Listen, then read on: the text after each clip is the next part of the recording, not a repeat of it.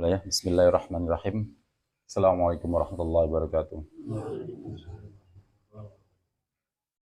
Alhamdulillah hamdan katsiran thayyiban barakan fi kama yuhibbu rabbuna wa yarda.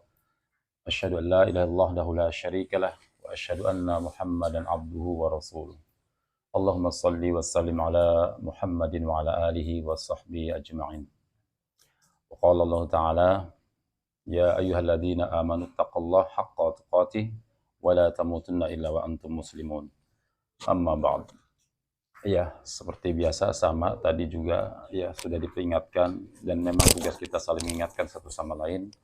Tentu di awal yang memang sepantasnya kita lakukan adalah memuji Allah ya atas limpahan rahmat semua nikmatnya, ya nikmat iman, Islam, sehat, jasmani dan rohani. Alhamdulillah ini kita berkumpul di rumah ini sekarang ini tentu berkat nikmat Allah semuanya ya. Maka patut kita syukuri. Ya, nikmat iman, nikmat aman, rasa aman juga ini harus kita syukuri. Ya, rasa aman, tentram kita hidup di negeri ini, masya Allah aman, tentram ya di Indonesia ini. Coba saudara-saudara kita mungkin di Palestina atau di Rohingya, ya di Suriah itu mereka subhanallah mau baca Quran aja susah, mau sholat aja susah, ya mau belajar susah. Kenapa? Ya konflik sana sini senjata perang segala macam. Nah kita di sini yang Allah berikan keamanan, ketenangan, ya kesehatan, umur, usia, harusnya wajib kita menggunakan ya semua nikmat ini untuk menjalankan ibadah kepada Allah. Ya karena tidak disebut kita beriman kepada Allah dan maksudnya tidak disebut kita bersyukur kepada Allah jika tidak menggunakan nikmat ini untuk beribadah kepada Allah. Digunakan untuk kelalaian, untuk bermaksiat kepada Allah. Kita sudah dikasih nikmat sama Allah, tapi justru bermaksiat kepada Allah. Malas menjalankan perintah Allah. Maka ini belum disebut bersyukur. Banyak orang mudah mengucapkan syukur, karkur-karkur, ya mudah sekali. Ya. Tapi mana buktinya? Contoh, ya kita lihat anak malas saja kita jengkel. Udah dikasih makan, kasih jajan, kasih ini. Tapi malas nggak mau apa-apa. Kita jengkel. Begitu pula kita udah dikasih hidup, kasih umur, kasih kesehatan, ya dikasih rizki. Tapi kita masih malas menjalankan perintah-perintahnya, maka disebut ini juga termasuk kekufuran. Ya, kebalikan dari kata syukur. Ini juga salah satu sebab kenapa banyaknya masalah, sempit hidup. Ini disebabkan ini. Ya kan? Sebagaimana firman Allah Subhanahu wa taala dalam surah Ibrahim, ya kan? Wa itta'adzana rabbukum la in syakartum la azidannakum wa la in kafartum inna 'adzabi lasyadid. Ya, sebagaimana kata Allah Subhanahu wa taala, jika kalian itu bersyukur kepada aku tambah nikmat. Nikmat hidupnya. Ya, akan dirasakan semua itu nikmat sekali. Tapi jika sebaliknya, ya, maka azabku amatlah pedih, amat keras, kata Allah Subhanahu wa taala. Oleh karena itu, ya bukan mau menggurui ya, tapi mengingatkan kita semua insya Allah sudah sama-sama tahu ya. Ya siapa lagi kalau bukan yang menasehati, kalau bukan kita sesama muslim. Orang kafir nggak mungkin nasihatin kita kan. Harus kita sesama muslim. Wa tawassaw bil haqqi wa tawassaw bis sabr. Saling berpesanlah kamu dalam kebaikan dan juga kesabaran. Wa ta'awanu 'alal birri wat taqwa. Saling tolong-menolonglah kamu dalam kebaikan dan juga takwa. Wa la ta'awanu 'alal ismi wal udwan. Jangan tolong-menolong dalam pelanggaran dan dosa. Ya, seperti itu. Dan ini memang jadi kita memberi nasihat segala macam baik dari ustadz, kiai, ulama. Memang sudah kewajiban itu. Terkadang kayak kita ini ngapain sih dosa-dosa saya urusan amat, nggak bisa, ini memang kewajiban dari Allah gitu, seperti itu. Kemudian juga ya bapak-bapak, ya, semoga Allah merahmati kita semua dan ibu-ibu juga. Kata Nabi Shallallahu Alaihi Wasallam, man salaka tariqan yaltamisu fihi ilman sahalallahu lahu tariqan ilal jannah. Siapa yang keluar nih ya intinya dalam hadis ini ya, yaitu tujuannya untuk menuntut ilmu, mencari ilmu, ya, ilmu agama, maka Allah akan mudahkan baginya ya jalan menuju surga.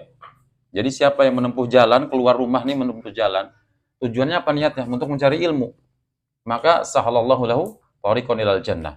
Maka Allah pasti akan mudahkan dia menuju surga. Ya. Siapa yang gak pengen surga? Semua pasti pengen masuk surga kan? Maka siapa yang pengen dirinya masuk surga, anak istrinya masuk surga, ajak semua anak istrinya supaya menuntut ilmu. Karena untuk dimudahkan masuk masuk surga. Dan itu bukan kata saya, bukan kata kiai, bukan kata ulama, tapi kata Kanjeng Nabi Shallallahu Alaihi Wasallam yang mengatakan. Mungkin nggak bohong, kan nggak mungkin, dan pasti itu. Kemudian sekarang seperti ini ya, eh, kita diciptakan ini tentu untuk apa? Untuk ibadah tujuannya. Sebagai firman Allah dalam surah Az-Zariyat, "Wa ma khalaqul jinna wal insa illa liya'budun." Jadi tidaklah aku ciptakan jin dan manusia semua. Jin, manusia, ya, illa liya'budun, kecuali untuk beribadah kepada. Memang itu tujuannya. Jadi kita orang mukmin, orang beriman, jelas tujuan hidup ini adalah ibadah. Maka segala sesuatunya harus diniatkan ibadah. Ibadah itu seperti apa sih? Ya segala sesuatu yang dicintai dan diridhoi oleh Allah Subhanahu wa taala. Maka apa yang kita harus lakukan semuanya harus kita tahu benar-benar apakah yang saya lakukan ini dicintai dan diridhoi Allah atau tidak. Ya, kalau tidak dicintai Allah dan tidak diridhoi Allah, walaupun menurut kita baik, maka tidak bisa disebut ibadah. Seperti itu. Kemudian, nah, ada dua hal yang membuat kita bisa menjadi merugi. Bisa menjadi merugi. Ya, dua hal yang bisa membuat kita merugi. Na'udzubillah min dzalik. Kita buat contoh misalnya. Mau nggak kita misalnya ya, sudah kerja berbulan-bulan, tapi ternyata tidak dapat upah. Ya, tidak ada yang mau tentu ya, capek. Atau kita sudah nanam padi, ya, udah apa sih namanya, nyangkul segala macam, udah tanemin terus sampai 3 bulan lebih misalnya. Ternyata satu malam aja habis dimakan tikus misalnya. Gimana rasanya? 10 petak misalnya habis. Waduh, sakit pasti kan. Seperti itu. Nah, bisa ini terjadi kepada kaum muslimin. Ketika kaum muslimin yang pertama melakukan kesyirikan, kedua mengamalkan amalan yang tidak dicontohkan, tidak mengikuti Nabi Shallallahu Alaihi Wasallam. Ya, dua hal ini bisa membuat kita merugi. Maka penting kita tidak hanya ibadah dan ibadah, tapi hendaknya ibadah itu dengan ilmu. Al-ilmu qabla al-amal. Ilmu itu sebelum amal, bukan amal dulu baru ilmu. Ya, kita punya perusahaan, punya apalah perusahaan. Mau nggak kita yang karyawannya bodoh semua? Nggak ada yang mungkin, nggak ada yang mau kan? Perusahaan mana yang mau menerima orang bodoh? Nggak mungkin. Pasti semua juga dilihat, ya kan, ijazahnya segala macam. Pengen bener-bener yang ahli gitu kan. Karena kalau kita punya karyawan bodoh semua, hancur perusahaan kita. Kita punya kebun terus yang ngerjain nggak bener, nggak becus, pasti hancur. Begitu juga Allah, ya, Azza wa Jal, tidak mau kita hambanya itu menjadi bodoh. Kenapa? Dulu Islam itu datang untuk menghilangkan masa apa? Jahiliyah. Dulu sebelum adanya Islam ada sebutnya zaman jahiliyah. Jahiliyah itu apa? Kebodohan. Makanya Islam datang untuk menghapus kebodohan. Maka kita jangan bangga disebut orang bodoh, nggak boleh. Karena Islam, Nabi datang itu untuk menghapus kebodohan. Nah, kita sekarang adalah umat Nabi SAW. Maka nggak boleh, oh saya orang bodoh. Jangan mau. Itu sebutnya berarti masih jahiliyah, umat jahiliyah. Nggak boleh. Ya, kaum musyrikin Mekah dulu tuh disebutnya juga jahiliyah. Nah, itu yang pertama kesyirikan. Yang kedua, ya, kita tidak ittiba kepada Nabi, tidak mengikuti ya Nabi, tidak menjadikan Nabi sebagai suri tauladan kita. Padahal jelas Allah Subhanahu wa taala sudah mengatakan, laqad kana lakum fi Rasulillahi uswatun hasanah. Sudah ada pada kalian itu tuh suri tauladan yang baik, gitu. Pada Rasulullah SAW itu suri tauladan yang baik. Rasulullah itu sebagai apa? Sebagai raja, sukses. Sebagai ya lamun ini apa? Presiden lah ya. Presiden iya. Jadi panglima perang, sukses. Jadi pengusaha, sukses. Jadi pemimpin rumah tangga, sukses. Jadi Nabi dan Rasul, sukses. Semua ada pada Nabi. Sudah. Mau jadi apa kita, silakan contoh Nabi. Ya. Kalau mau jadi seorang pemimpin rumah tangga, jadi bapak yang baik, contoh Nabi SAW. Seperti itu. Mau ibadah yang benar, ibadah siapa yang paling benar ibadahnya? Kita apa Nabi? Nabi pasti. Ya. Maka wajib kita mencontoh Nabi. Ya. Oke, yang pertama kita bahas dulu. Ya. Contoh, kalau kita memang misal kita sholat nih, sholat ya. Kata Nabi SAW apa dalam masalah sholat? Sallu kama ra'aitumuni usolli. Ya, sholatlah kalian sebagaimana kalian melihat aku sholat. kata Nabi SAW. Maka semua ulama sepakat wajibnya sholat itu mencontoh Nabi. Nah, kita bagaimana sholat kita sudah sesuai Nabi belum? Bagaimana takbiratul ihramnya Nabi? Ya kan, bacaan Nabi, bagaimana ruku dan sujudnya? Karena jangan sampai kata Nabi, inna rajula kata la yusalli sitina sana, ada seorang itu yang sholat selama 60 tahun. Kemudian lam tuqbal lahu sholah, tidak diterima sama sekali sholatnya. Kita sholat udah berapa tahun nih? Coba, dulu yang bolong-bolong juga banyak, ya. Mungkin sekarang juga masih bolong-bolong. Ini sekolah, kata Nabi, 60 tahun sholat, mati dia ketemu Allah, ternyata sholatnya nggak ada yang terima. Tidak terima. Kenapa? Sebabnya salah satu, kenapa? Sholatnya tidak sesuai sholat Nabi. Wajib mencontoh sholat Nabi. Bagaimana caranya? Agar kita bisa mengikuti tata cara Nabi sholat, ya kita lihat, ada mungkin kitabnya, sifat-sifat sholat Nabi itu ada sudah kitab-kitabnya sekarang. Ya, sifat sholat Nabi, tata cara sholat Nabi, tata cara wudhu Nabi, itu semua udah ada. Ya, seperti itu sudah pasti. Kalau kita mengikuti Nabi sudah pasti benar. Tapi kalau misalnya bapak-bapak ngikutin saya, belum tentu benar saya mah, ya kan? Pasti banyak salahnya. Tapi kalau mengikuti Nabi sudah pasti benarnya, seperti itu. Maka tugas ulama, tugas ustadz, kiai, para dai itu tugasnya menyampaikan dari Allah dan juga dari Nabi, bukan menyampaikan pendapat dia, tapi menyampaikan apa-apa sesuatu dari Nabi SAW, penyambung lidah saja. Ya. Kemudian itu yang pertama adalah yang kita bahas adalah yang bisa membuat kita adalah menjadi orang yang rugi adalah kesyirikan. Kesyirikan, Pak, Masya Allah. Syirik ini bahaya sekali. Wajib kita mempelajari bahayanya syirik ini. Ya, yaitu karena sebabnya jangan sampai kita menjadi orang yang rugi. Kesempatan kita beribadah hanya sekali. Allah ciptakan kita untuk beribadah, ya kan? Dan kita hidup sekali, nggak ada kehidupan lagi, nggak mungkin dibalikin, ya kan? Nggak mungkin dibalikin. Maka bakal yang menemani kita nanti kelak apa? Amal-amal ibadah kita, ya kan? Mayit itu yang mengikuti berapa? Salah satu yattaba'u, apa yang mengikuti mayit ada 3 ya, salasa ada 3. Pertama apa? Ahlahu, keluarganya. Wa maluhu, ya kan, hartanya. Kemudian wa amaluhu, amal-amalannya. 3. Kemudian faraja'a ahlahu wa maluhu. Kemudian akan pulang tuh keluarganya dan juga hartanya. Yang tertinggal satu apa? Wa yabqa amaluhu. Ya. Dan akan yang abadi itu adalah amalnya yang kekal. Ketika kita nanti mati nih, dikubur, udah dikubur. Ya. Yang nganter ini kan harta, mungkin ikut mobil kita, pakai mungkin motor kita, yang dipakai keluarga kita itu nganter jenazah, ya kan? Mungkin apalah, anak istri kita nganter mungkin, ya kan? Selesai. Tapi sudah, ketika kita dikubur pulang semua. Ya, entah istri menanti kawin lagi sama orang lain, nggak tahu. Ya, anak-anak kita sibuk dengan keluarganya, kita siapa? Nggak mungkin, sesayang-sayangnya istri kita nggak mungkin mau nemenin kita di kuburan. Anak kita juga nggak mungkin. Yang nemenin kita apa? Amalan kita. Nah, ini pentingnya, makanya kita ya memperhatikan amal-amal kita untuk bekal kita kelak. Ya, mau dibawa kemana kita nanti setelah mati nih, setelah dalam kubur nih? Menuju rahmat Allah, apa? Azab Allah. Kalau kita nggak punya amal ibadah, nanti kita sendirian. Nggak ada temennya, nggak ada pembelanya. Ini kan ngeri sekali. Dan apa? Yang pertama kesyirikan itu. Ya, yang pertama kesyirikan. Allah Subhanahu wa taala berfirman dalam surah Al-Bayyinah ayat 5 kalau tidak salah, ya. A'udzubillahi minasyaitonirrajim. Innal ladzina kafaru min ahlil kitabi wal musyrikina fi nari jahannam khalidina fiha ulaika hum syarrul bariyah. Kata Allah Subhanahu wa taala, sesungguhnya orang-orang kafir dari ahlul kitab, orang-orang kaum musyrikin yang melakukan kesyirikan, mereka itu tempatnya finnar, neraka, jahannam, khalidina fiha, dan mereka kekal selama-lamanya.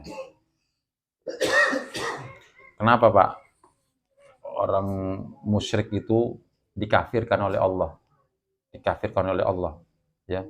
Padahal orang musyrik itu, Pak, mereka juga sholat. Mereka juga beriman kepada Allah. Mereka juga haji. penglihatan, bahkan wa may yukhrijul hayya minal mayyit wa yukhrijul mayyita minal hayy wa yudabbirul amr. Dan siapa yang mengeluarkan yang hidup kepada yang mati dan yang mati kepada yang hidup, kemudian siapa yang mengurus segala urusan, maka fasayaqulunallah, mereka juga mengatakan Allah.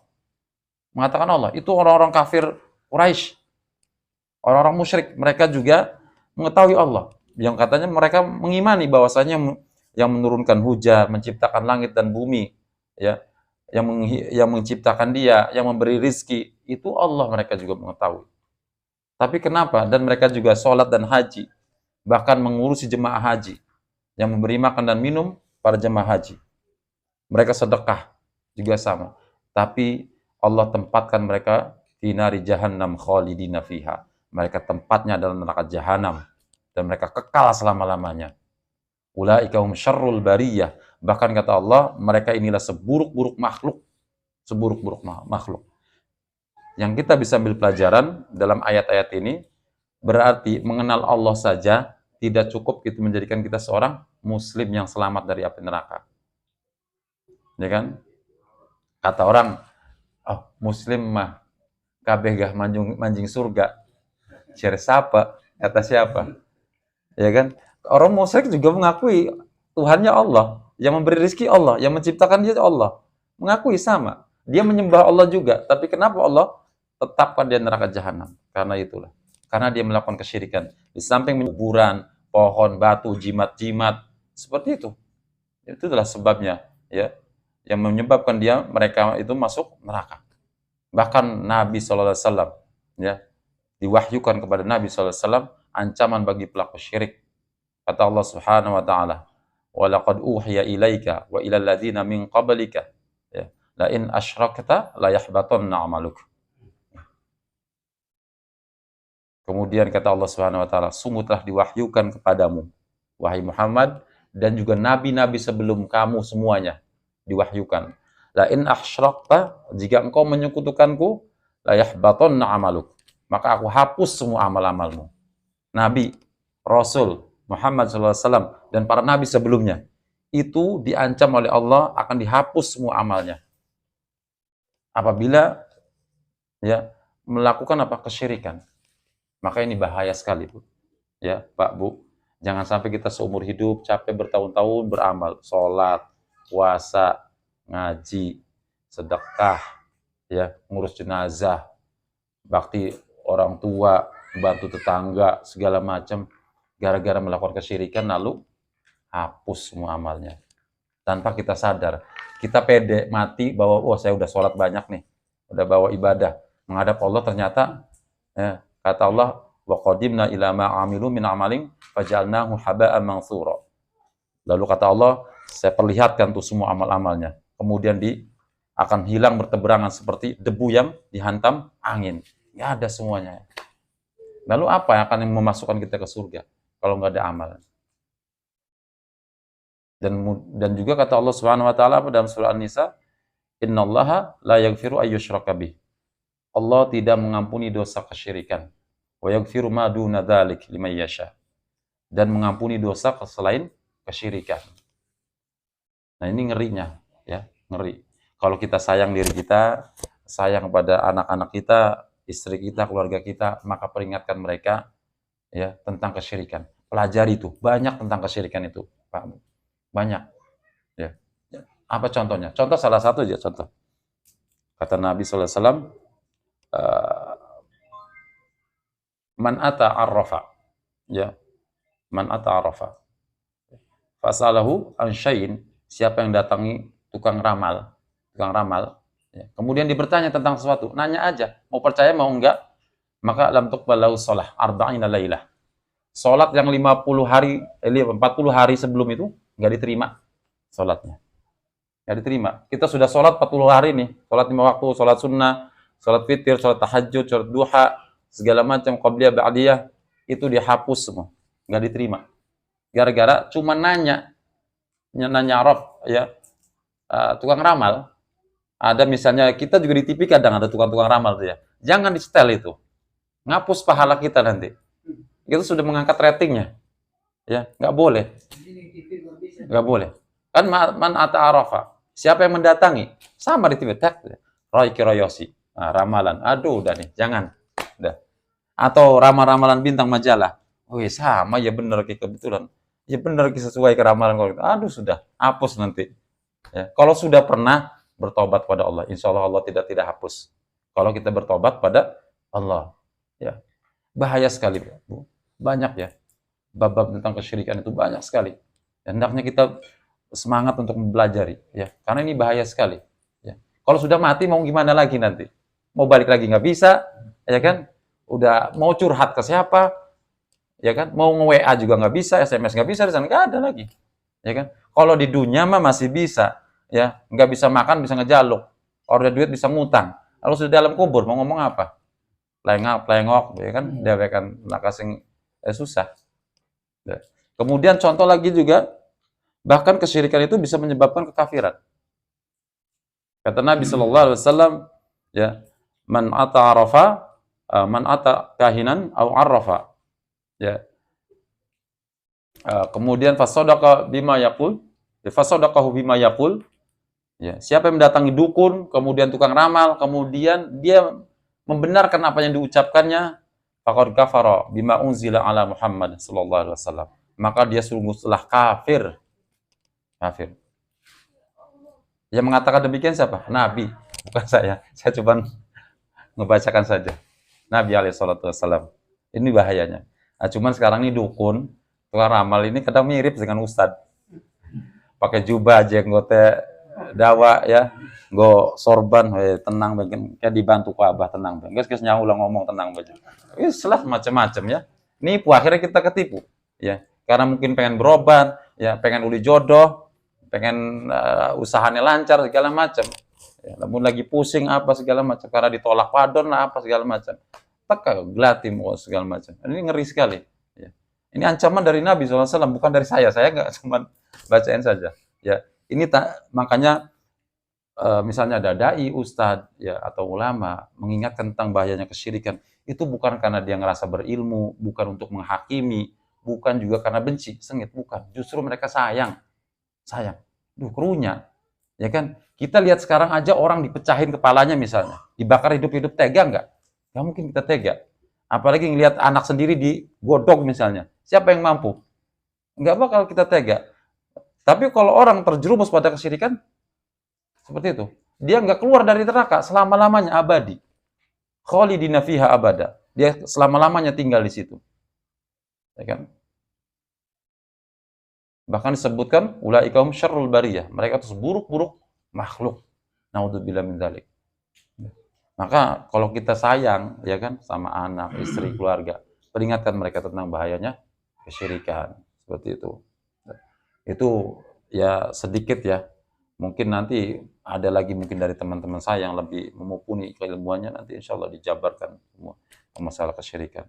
Kemudian juga jangan sampai kita beramal kecuali memang tentang adanya ilmu, ya, tentang adanya ilmu. Tentu tidak mungkin ya Allah menginginkan kita hambanya beramal di atas ketidaktahuan atau di atas kebodohan, tidak mungkin. Pasti Allah ingin kita beramal di atas cahaya ilmunya, ya. Dan kita sudah ada ya suri tauladan kita. Mau sholat sudah ada contohnya dari Nabi. Nabi sudah mencontohkan bagaimana sholat, cara sholat yang benar, ya kan? Mau zikir, Nabi sudah contohkan. Mau apa lagi? Mau puasa, Nabi sudah contohkan. Mau haji, Nabi sudah contohkan. Bahkan cara makan saja sudah dicontohkan. Apalagi cara sholat, cara zikir. Ya. Cara makan saja dicontohkan. Kul biyaminik, makanlah dengan tangan. Ya kan? Kul mimma yalik, dan makanlah dari tempat yang terdekat. Sudah dicontohkan. Apalagi perkara besar. Perkara jimak saja dengan istri dicontohkan. Ya kan? Ada doanya. Ya, ada doanya. Mau masuk WC, keluar WC, ada dicontohkan caranya. Apalagi perkara-perkara besar, perkara sholat, perkara zikir, ya, puasa, semua sudah dicontohkan oleh Nabi SAW. Ya. Karena kata Nabi SAW juga mengancam ya, pada kita semua, mengingatkan ya terlebihnya. Man amila amalan laisa alaihi amruna fahuwa raddun. Siapa yang mengamalkan satu amalan yang bukan dari kami, kata Nabi SAW, maka dia tertolak. Maka kita harus teliti ya. Sekarang ini harus teliti. Kita nih beramal sudah sesuai Nabi belum? Sudah sesuai ya apa yang dicontohkan, diajarkan Nabi belum? Seperti itu. Karena tujuan Nabi diutus itu untuk apa? Untuk diikuti, untuk dicontoh. Ya. Bukan hanya untuk diingat-ingat saja, tidak. Ya. Tapi untuk dicontoh. Makanya Allah ya utus seorang nabi itu dari golongan kita manusia. Ya.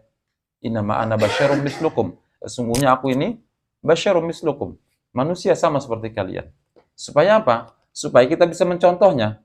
Nabi makannya gimana? Ya sama seperti kita makannya. Istirahatnya gimana? Sama. Ya kan? Nabi mandinya gimana? Ya sama dengan kita kan. Coba kalau nabinya diutus dari malaikat atau dari golongan jin, susah kita nirunya. Karena porsinya juga beda. Ya kan? Makanya diutus dari golongan manusia supaya kita bisa meniru dan mencontoh beliau. Dan wajib itu. Wajib. Ya, mencontoh beliau Nabi sallallahu alaihi wasallam dan perkara ibadah itu wajib. Karena memang itu yang diinginkan oleh Allah Subhanahu wa taala, ya. Ati Allah wa ati Rasul. Taatilah Allah dan taati Rasul. Banyak sekali di Al-Qur'an seperti itu, ya. Banyak sekali. Wajib kita mentaati Allah dan taat kepada Rasul. Taat kepada Rasul berarti taat kepada Allah. Tidak taat kepada Rasul berarti tidak taat kepada Allah.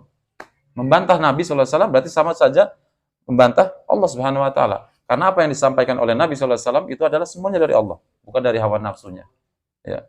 Dan Allah pasti dan yang diinginkan oleh Allah Subhanahu wa taala salat kita sebagaimana salat nabinya. Seperti itu. Semua ibadah yang kita lakukan yang Allah inginkan agar kita mencontoh nabi kita sallallahu alaihi wasallam. Mungkin itu saja ya. Tidak banyak, tidak panjang lebar ya. Karena waktu iya. Mungkin kalau kita diskusi insyaallah ya, diskusi.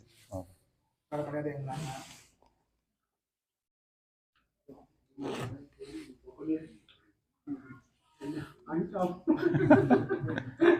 Ya koncom gitu ya. Pada bos tahu kali, bos tahu. Keluar dari Islam. Nih, suami istri. Si suaminya nggak sholat, ceraikan. Karena bisa keluar dari Islam. Bainar rajuli wa bainas syirki wal kufri tarkus shalah.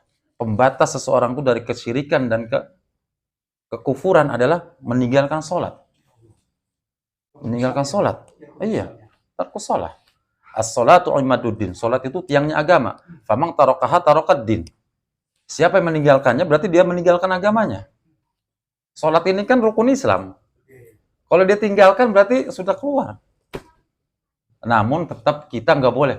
Kafir kamu nggak sholat, nggak boleh, jangan. Ngamuk nanti. Kita perlakukan mereka secara Islam. Ini yang seperti ini hanya Allah dan Rasulnya. Kita nggak boleh seperti itu. Ya. Tapi kalau saya punya anak perempuan misalnya, suaminya nggak sholat enggak, ya saya nggak mau, cerai sudah. Karena nggak sah, sudah nggak boleh. Bahkan gini aja, nggak usah ninggalin sholat secara keseluruhan.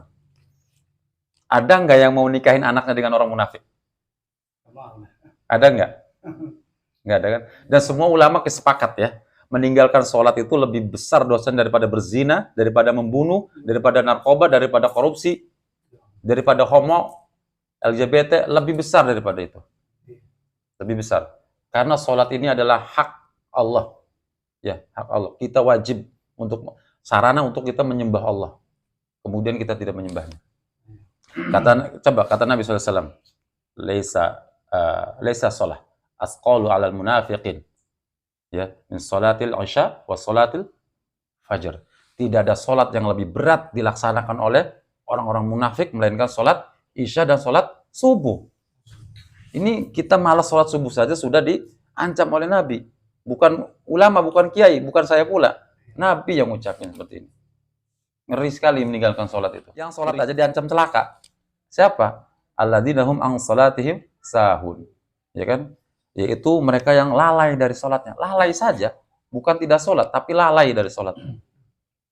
Ini sudah celaka. Wail. Wail ini dari kata apa? Salah satu lembah neraka jahanam. Seperti itu. Ini bahkan kata Nabi dalam hadis lain mengatakan man taraka sholatil asr faqad habita amaluhu. Siapa yang meninggalkan sholat asar maka Allah hapus amalnya. Misalnya sing isuk kita ke sedekah 1 miliar. Sediasa dibagi ini kabeh 1 miliar. Kemudian dohor sedekah maning 1 triliun. Ayo dibagi sediasa kecamatan. Ngabantoni uang bakti di wong tua, ngubur jenazah, wis puasa segala macam. Tinggal sholat asar dihapus. Dihapus. Dihapus pahala. Percuma. Iya, bengen kita go orang rumah enak-enak baik. Bang suruh aduh, wedi. Wedi. Nah, arane wong bodoh, dia tidak mendatanginya, maka kata Nabi fala sholataha, tidak ada salat baginya. Illa min udzur, kecuali kalau udzur. Kalau ada udzur. Kalau udzur misalnya pokoknya kering. Ya, arane kering lah. Salatan umma bae Ustaz. Iya kun, ikut ngikutin sunnah siapa? Nabi pernah sholat di Umar, sholat wajib. Orang pernah. Nabi, para sahabat sudah dijamin masuk surga. Tapi sholatnya jamaah, nggak pernah ninggalin sholat jamaah. Iya. Bahkan ketika sakit pun dipapah, dipapah. Nabi ketika sakit dipapah, dodok sholat. Nabi, Rasul, dicintai oleh Allah pasti masuk surga nih. Sampai semua nokuan sholat. Lah kita. Ya kan, nasib di kuburan durung jelas, nasib waya di sakratul maut bu enak bor durung jelas, pun di surga durung jelas, malas masjid. Waduh, sholat berjamaah ini sunnah Nabi SAW yang tidak pernah ditinggalkan. Lalu kalau bukan kita umatnya yang mengamalkan, siapa lagi? Kita kan ahlus sunnah wal jamaah. Sunnah wal jamaah bukan pengakuan saya sunnah wal jamaah. Tapi sunnah wal jamaah itu mereka orang yang mempelajari sunnah dan mengamalkan sunnah Nabi, baru sebut sunnah wal jamaah. Saya tentara. Tapi kita nggak pernah masuk daftar tentara, nggak latihan apa-apa, ngaku-ngaku bisa baik kan. Sama saja kita. Ahlus sunnah wal jamaah. Tapi ngamalin sunnah Nabi enggak gitu kan. Seperti itu sama aja, cuma ngaku-ngaku. Kalau riwayat yang buta itu kan Ibnu Batun Pak. Ayo, Abi Umi Maktum. Iya. Abi Umi Maktum yang tua ya. Iya. Tua, harus bongkok ya. Abi Umi Maktum. Itu muadzin kedua Nabi SAW setelah Bilal bin Rabah. Itu kan ada dua ya. Muadzin Nabi Bilal bin Rabah dan juga Abi Umi Maktum, buta tua, ya kan, buta tua. Dan di Madinah, kalau malam itu kan zaman itu kan gelap ya, gelap. Belum lagi banyak hewan liar, singa apa segala macam. Kalau keluar bisa apa ya, untung-untungan, bisa balik bisa ora kan. Amane wong buta repot kan. Makanya ya Rasulullah premen kila bengi salat Isya, salat subuh kon ko. Juk ringanan lah, kalau kasih nonton kita. Iya. Sholat umum kemudian jalan Nabi apa? Al-sami'a nida di sholat, apa kamu bisa mendengar adzan untuk sholat? Naam, iya katanya. Maka kata Nabi SAW, pas Arab lungaku, fa'ajib, tetap harus teka. Iku buta tua. Lah kita sih sehat masih wajar. Isin lah, laden. Engkau misalnya, kita kan misalnya ngadepan Allah kone misalnya kian anak pendakon Allah. Alasan apa sih rane? Tua buta teka sira karena orang weruh. Ternyata bang rumah ya Allah wedi. Ya pada nebe kita orang kenal wong ki jawara, sakti, hebat kuat. Orang kenal kita. Ya orang wedi biasa-biasa bae. Barang orang kenal ngegeter. Oh no. Maka kita ketika mempelajari mengenal Allah, ngeri mengenal Allah. Makanya belajar agama kita perlu gitu pelajari. Pelajari mengenal Allah, mengenali ayat-ayat syariahnya dan juga ayat kauniyahnya. Kenali syariat agama, Islam ini apa saja, halal haramnya, perintah dan larangannya. Kenali nabinya, tenang urip.